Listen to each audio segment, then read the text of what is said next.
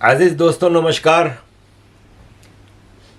अजीज दोस्तों, ईद से एक दिन पहले यहाँ लंदन के इलाके साउथ हॉल में मैं गया था अपनी वाइफ के साथ। तो मैंने अपनी वाइफ से कहा कि ये पूरे इलाके में मुझे एक गोरा कोई बता दो। सड़क पे चलने की जगह नहीं थी, इतना रश, क्योंकि रमज़ान से एक दिन पहले, मतलब ईद से एक दिन पहले का वक्त था। रोड पे लाइन से टेबल लगा के दो कुर्सियाँ आमने सामने रख के फुटपाथ पे मुख्तलिफ लड़कियां मेहंदी लगा रही थी। कोई मेरा ख्याल है 70-80 पूरे रोड पे साउथ हॉल के लड़कियां दोनों साइड पे रोड के फुटपाथ पे मेहंदी लगवा रही थी। मैं इस पर एतराज़ नहीं कर रहा, इनका हक है। चलो, ये एक मौका आता है ईद पे, ये बेचारी यंग लड़कियां हैं जो कोई 100-150 पाउंड कमा लेंगी तो अच्छा है, इनकी ईद गुजर जाएगी। मेहनत कर रही थी, 5-5 पाउंड में हाथ पे मेहंदी लगा रही थी। मकसद ये नहीं है इनके ऊपर कोई एतराज़ या किसी पे एतराज़। मैं बता रहा था कि ये लंदन की सिचुएशन है। बीइंग ए माइग्रेंट, मैं भी देसी हूँ। मैं बता रहा हूँ कि ये गोरों की पॉलिसीज़ हैं। अमेरिका में भी आपको मिलेंगे देसी, लेकिन यहाँ इंग्लैंड और यूरोप की हालत ही ख़राब है, हद से ज़्यादा, मतलब पूरे उसमें। अब मैं एक दोस्त की बेटी है, एक स्कूल में जॉब करती है, तो ऐसे ही मैं उनसे बात कर रहा था। तो मैंने कहा कि टीचर्स तुम्हारे क्लोज कौन कौन है? तो उसने कहा एक चाइनीज़ है, एक कोरियन है, 2 इंडियन हैं, एक तर्किश है, एक सोमालिया की है, एक सूडान है। मैंने कहा कोई गोरी भी है? लंदन, सेंट्रल लंदन के स्कूल की बात हो रही है। मैंने कहा कोई गोरी भी है? तो ये इन्फ्लक्स है माइग्रेशन का इस वक्त, और उसमें ये है कि फिर माइग्रेंट्स की वजह से चीज़ें इश्यूज होती हैं। कल मैं किसी का एक पूरा रिसर्च वीडियो देख रहा था जिसमें वो बता रहे थे कि इंग्लैंड की सरकार ने इतने बिलियन रुपए पाउंड रखे हैं माइग्रेंट्स के होटल्स के लिए, इतने बिलियन पाउंड रखे हैं माइग्रेंट्स के सोशल वेलफेयर के लिए, और मतलब पूरा खर्चा वो बता रहे थे इनकी मेडिकल उसके ऊपर। एक वीडियो वायरल थी जिसमें एक बहुत ही पोश यॉर्कशायर का एक बहुत ही खूबसूरत गांव है, और उस गांव के लोग रो रहे हैं क्योंकि वो गांव one of the most beautiful places in UK था, और इतना अच्छा खूबसूरत माहौल था, सब कुछ था। वहाँ के सारे होटल सरकार ने ले लिए हैं कंट्रोल में, और इमिग्रेंट्स को वहाँ पे रखा जा रहा है। और एक वीडियो वायरल थी जिसमें वहाँ पे एक सुपरमार्केट, जैसे छोटी मिनी सुपरमार्केट थी, उसमें से माइग्रेंट्स घुसे और काउंटर पे पीछे गए। काउंटर होता है, उसके पीछे अल्कोहल की बोतलें होती हैं, और थैले भर भर के सारे एक दूसरे को दे रहे थे, थैलों में डाल डाल के सारी अल्कोहल लेके चले गए। तो वहाँ पे कस्टमर ने उस स्टोर के काउंटर के पीछे जो बैठा था उससे पूछा कि तुमने पुलिस नहीं बुलाई? तो बोला पुलिस को हम फ़ोन करते हैं, पुलिस कहती है हम नहीं आ रहे, तुम लोग बिल भेज दो होटल वालों को, सरकार भर देगी। तो कहता है हम पहले भी 3-4 बार ऐसा हो चुका है, और ये होटल जहाँ पे रहते हैं हमें पता है, सामने ही होटल है, उसमें हम बिल भेज देते हैं और होटल वाले सरकार से लेके हमें बिल दे देते हैं। ये सिचुएशन है इस वक्त। बाकी ये तो आम चीज़ है, यहाँ के हर शॉपिंग सेंटर के बाहर आपको इस तरह का टेबल लगा हुआ मिलेगा जिसमें ये कुरान बांटेंगे और इस्लाम की दावत देंगे। रमज़ान और इस्लाम से याद आया कि हमारे भारत के एक्स जस्टिस हैं महान मार्कंडे काज्जू, इन्होंने पिछले महीने 21 फरवरी को एक ट्वीट की जिसमें उन्होंने कहा कि भगवान खुदा गॉड दुनिया में कोई नहीं है। मेरा आर्टिकल पढ़ें, रिलीजन एंड साइंस, इसमें मैंने पूरा डिटेल में बताया कि दुनिया में कोई भगवान खुदा गॉड नहीं है। यानी वो कह रहे हैं कि मैं एथेइस्ट हूँ, मैं किसी भगवान पे नहीं मानता।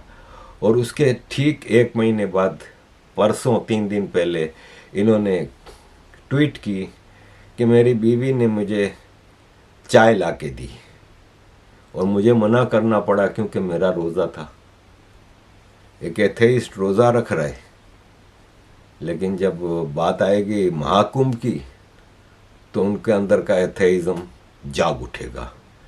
और बकवास झूठ की ये आलम है कि घर में हो तुम, रोज़ा रखा है तुम्हारी बीवी को नहीं पता जो चाय बना के लेके आई। बकवास करवा लो इन सेक्युलर हिंदुओं से। अजीज़ दोस्तों, थोड़ा मैं पाकिस्तान के हवाले से बात करूंगा कि प्राइम मिनिस्टर हाउस में एक सिक्योरिटी मीटिंग हुई जिसमें ये डिसाइड हुआ कि नेशनल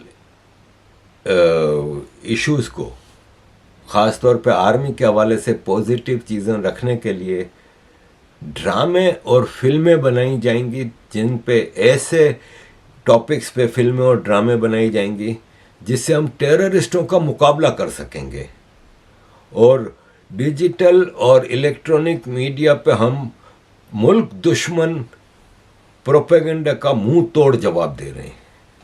साला बजट खा रहे हैं हमारा आधे से ज़्यादा, पब्लिक के पास खाने को नहीं है। ये बिजी हैं बिजनेस करने में, करप्शन करने में, पॉलिटिक्स करने में, जो काम है वो कर नहीं रहे और अब ये इस तरह करेंगे, फिल्में और ड्रामे बनाएंगे। तो फिर मेरा ख्याल है कि पाकिस्तान की आर्मी के बनाए हुए फिल्मों को ऑस्कर के लिए भी नॉमिनेट किया जाना चाहिए। और ये है कि डिजिटल दहशतगर्दी का मुकाबला अब ये इस तरह करेंगे। अजीज दोस्तों, मैंने पिछली वीडियो में बताया था कि पाकिस्तान की नेशनलिटी अब $18,000 में मिल रही है, जबकि पाकिस्तान के नौजवान 1-1 करोड़ पाकिस्तानी रुपया खर्च करके भाग रहे हैं पाकिस्तान से नेशनलिटियाँ ख़त्म करके यूरोप, अमेरिका, कनाडा, ऑस्ट्रेलिया की नेशनलिटियाँ लेने के लिए 1-1 करोड़ रुपया खर्च कर रहे हैं और ये $18,000 में नेशनलिटियाँ बांट रहे हैं।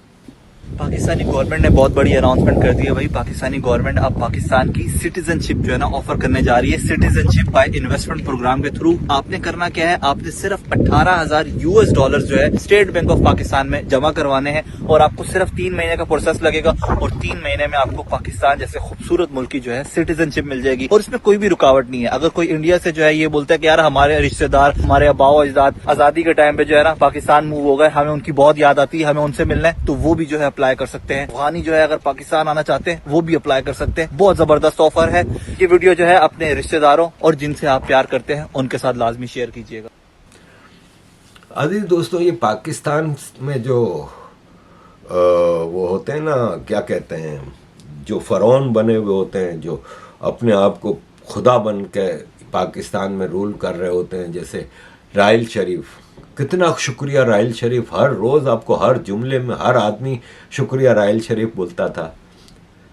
गया, इसके बाद मुंह छुपा के फिर रहा है, सऊदी अरब में छुप के बैठा है, क्योंकि दुनिया में सऊदी अरब और इमारात जैसे सिक्योरिटी वाले कंट्री कोई नहीं है जहाँ पे किसी की हिम्मत ही नहीं कि आपको कोई बोल भी सके, तो वहाँ छुप के बैठा हुआ है। इसके बाद बाजवा आया। कहीं आप बाजवा को शुरू में रिटायरमेंट के फ़ौरन बाद बीवी को लेके घूम रहा था फ्रांस में और इटली में।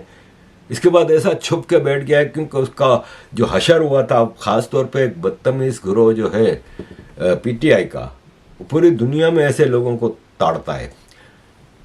इसके बाद आया था काजी फाइज ईसा, जो कि चीफ जस्टिस ऑफ पाकिस्तान था, और आपको पता ही है कि इमरान खान को जेल में डालने से लेके आसिम मुनीर ने जो पार्लियामेंट में नए नए बिल पेश किए थे और पाकिस्तान में एक तरह का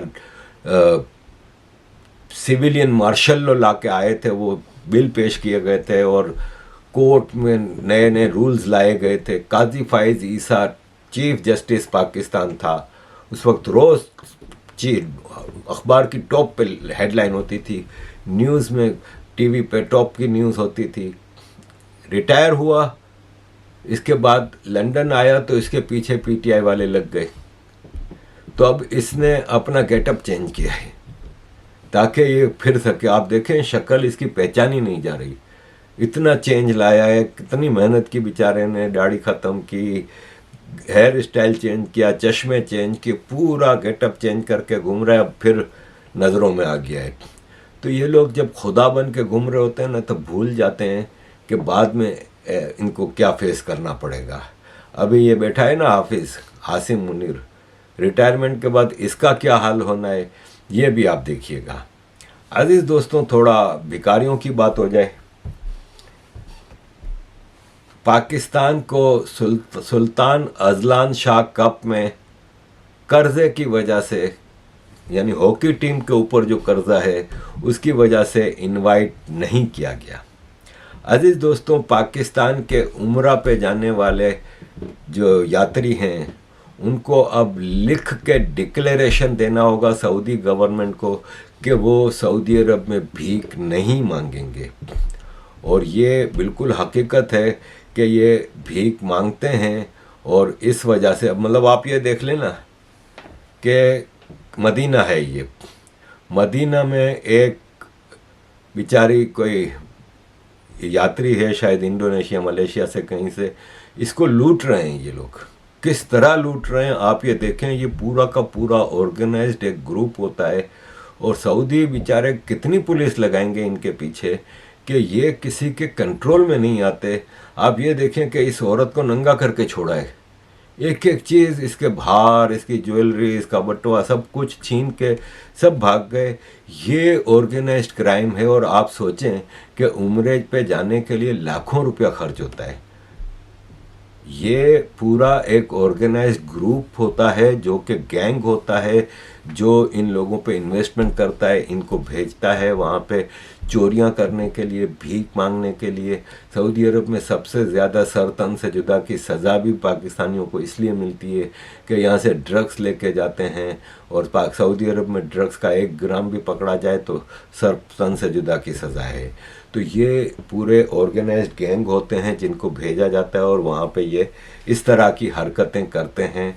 अब ये एक वीडियो 2 दिन से वायरल है। ये औरत गलत रास्ते से जा रही थी तो इसको एक शुरता जो है, पुलिस वाला, उसने रोका तो औरत ने इसको चमाट मार दी। ये सोच के कि ये तो शायद हमारा ख्याल करेगा, चमाट मारी तो फिर शुरते ने उसको 2 चमाटें मारी। और उसको बोला कि जो अब देखें सिक्योरिटी के मामले में ख़ास तौर पे जब ये मदीना और मक्का की यात्रा है, ज़ाहिर है वहाँ पे मिलियंस ऑफ हाजी उम्रे के लिए या हज के लिए आते हैं। उन लोगों को कानून के दायरे में रखना इन शुरतों का फ़र्ज़ है। तो आप ये देखें कि ये किस तरह मतलब वहाँ भी अपने मुल्क का नाम रोशन करते हैं। अजीज़ दोस्तों, सऊदी पुलिस ने इस वीडियो के उस पर स्टेटमेंट जारी किया है कि इसका पूरा देखा जा रहा है कि क्या इसका वो करना चाहिए और क्या हुआ था, और हम पूरी इन्वेस्टिगेशन कर रहे हैं। अजीज़ दोस्तों, किसी ने इसका एक सऊदी अरब से ही, मदीना से ही एक साहब ने इसका इस एंगल पे वो रखा है कि ये भिकारन थी और भीख मांगने के लिए वो कर रही थी, तो इसको पुलिस वाले ने इधर से रोका तो इस पे इसने इस तरह वो किया। अब आप यकीन माने ये पाकिस्तान का भीख मांगने का गैंग इथियोपिया में से पाकिस्तानी भिखारियों को डिपोर्ट किया गया। Ethiopia one of the poorest country है दुनिया का। आपको आम आदमी को सबको पता है कि इथियोपिया में इतनी गुर्बत है, वहाँ भी भिखारी पहुँचे हुए हैं। तो ये पाकिस्तान का हाल है। और पाकिस्तान का मसला ये है कि ये जब जाते हैं कहीं तो डंका तो बजवाते ही हैं। अब आप गए हो न्यूजीलैंड से खेलने के लिए क्रिकेट, और आप वहाँ पे या तो आपके बोर्ड को ऐसा टाइमिंग और ऐसा वो रखना चाहिए था कि आप अफ्तारी का मसला ना हो। अब रमज़ान में मैच रखे हैं अफ्तारी के टाइम के दौरान, तो अब मैच अधूरा रोक के, न्यूजीलैंड के 35 रन बने थे तो अधूरा रोक के अफ्तारी लाई गई ग्राउंड में। आईसीसी को ये सब नज़र नहीं आता। मसला ये है कि एक बार महेंद्र सिंह धोनी अपने ग्लव पे, विकेट कीपिंग ग्लव पे इतना सा लोगो बना हुआ था भारत की आर्मी का, क्योंकि वो भारत की आर्मी का ऑनरी एम्प्लॉय थे, उतरवाया था। और यहाँ रिजवान साहब मैच के दौरान बीच ग्राउंड में बैठ के नमाज पढ़ रहे हैं। यहाँ पे इफ्तारियाँ हो रही हैं बाकायदा। यार ये दुनिया में कहीं हमने किसी स्पोर्ट्स में इस हद तक नहीं देखा। भाई आपने रोज़े रखे हैं, जाके बाहर करें इफ्तारी, या फिर थोड़ा ब्रेक का वेट कर लें, या फिर अपना रखें रोज़ा। ट्रैवल में रोज़ा माफ़ है। बेवकूफ़ों, ये ड्रामे बंद करो।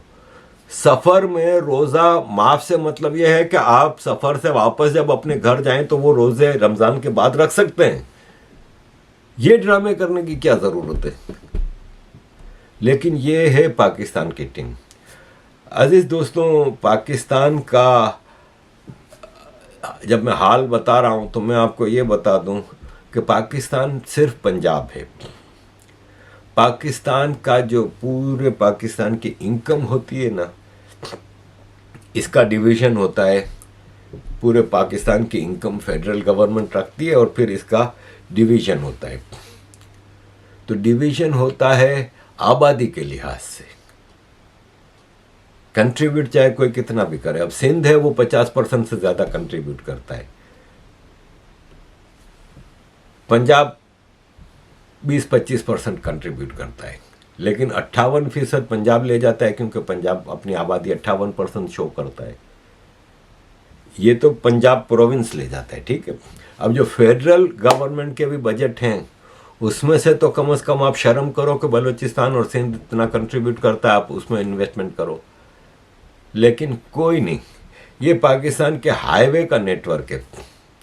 आप देखें, कराची से हैदराबाद और थोड़ा आगे बलूचिस्तान की बॉर्डर से जा रहा है, वो भी इसलिए कि रिसोर्सेज के लिए आर्मी को लूट मार के लिए जाना होता है। तो बाकी आपको सिंध में कहीं मोटरवे नहीं मिलेगा। पूरा पंजाब मुल्तान से शुरू होता है तो पूरा आगे और पूरा नेटवर्क, और ये मोटा मोटा हाईवे, फिर जो गांव टू गांव मोटरवे के जाल फैलाए गए हैं। बलूचिस्तान में ग्वादर से थोड़ा आगे तक है, कोयटा जैसे कैपिटल में भी कोई वो नहीं है। तो अजीज दोस्तों, पूरे रिसोर्सेज पाकिस्तान के जब पंजाब पे लगाए जाएंगे, लाहौर में मेट्रो बस है, मेट्रो ट्रेन है, पिंडी इस्लामाबाद में मेट्रो है, मुल्तान में मेट्रो है, कराची में तो बसें भी नहीं है। और अब जो पानी दरियाए सिंध, जो कि हिस्टोरिकली सिंधु दरिया, इसका सारा पानी तो पी जाते थे, जो थोड़ा बहुत आता था वो भी अब चोलिस्तान में और 6 जगहों पे कैनाल बना रहे हैं पंजाब में, ताकि वो सारा पानी पंजाब पी जाए। और इतना ज़्यादा प्रोटेस्ट जब आया तो जरदारी की पार्टी को भी थोड़ा बहुत ड्रामेबाजी, टसवे बहाने पड़े, ड्रामे करने लगे कि हाँ नहीं बनने देंगे ये वो। तो अब मरीम नवाज चीफ मिनिस्टर पंजाब की प्रेसिडेंसी में एक मीटिंग हुई है पंजाब कैबिनेट की, जिसमें अहम फैसले किए गए और चोलिस्तान कैनाल एंड सिस्टम मंसूबे का नाम चेंज कर दिया। अब महफूज शहीद कैनाल एंड सिस्टम बनाया जाएगा, यानी नाम चेंज कर देंगे, बनाएंगे ज़रूर। और बलूचिस्तान और केपी में जिस तरह मूवमेंट चल रही है आज़ादी की, अगर ये कैनाल्स इन्होंने बनाई ना तो याद रखिएगा कि सिंध सबसे पहले आज़ाद हो जाएगा। इतना इनको रेजिस्टेंस सिंध में मिलेगा। थैंक यू वेरी मच अजीज दोस्तों for all your support. Kindly keep supporting.